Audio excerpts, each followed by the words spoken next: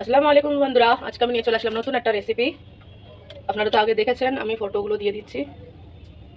অল্প একটু তেল দিয়ে দিচ্ছি,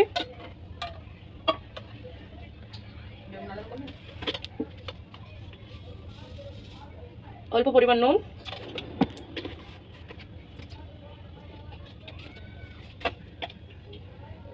আর সামান্য পরিমাণ হলুদ।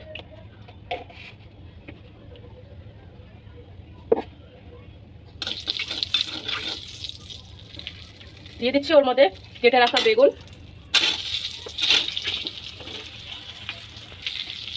দেখেন বেগুন ভাজা হয়ে গেছে, আমি নামিয়ে নেবো।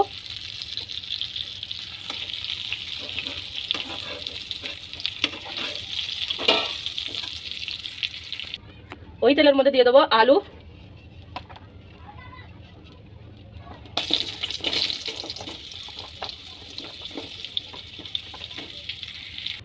আলু হয়ে গেছিলো, আলু আমি নামিয়ে নিয়েছি।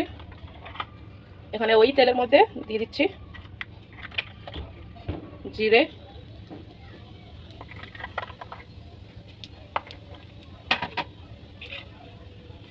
পেঁয়াজ, দিয়ে দিচ্ছি আদা রসুন থেতো করা, দিয়ে দিচ্ছি কুচিয়ে রাখা টমেটো আর ঝাল।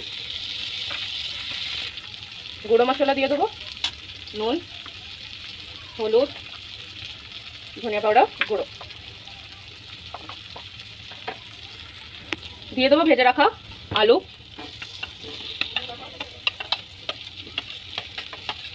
আর সাথে সাথে কিছুটা মূলো।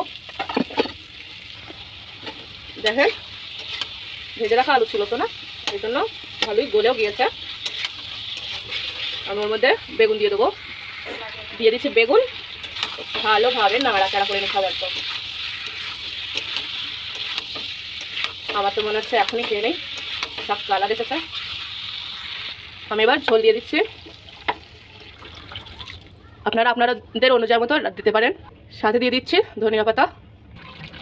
দেখেন পুরোটাই হয়ে গেছে আমার রান্না, কিন্তু আর একটু ঝোল আছে, বেশি আছে। দেখেন ঝোলটা আমি আর একটু কম করবো।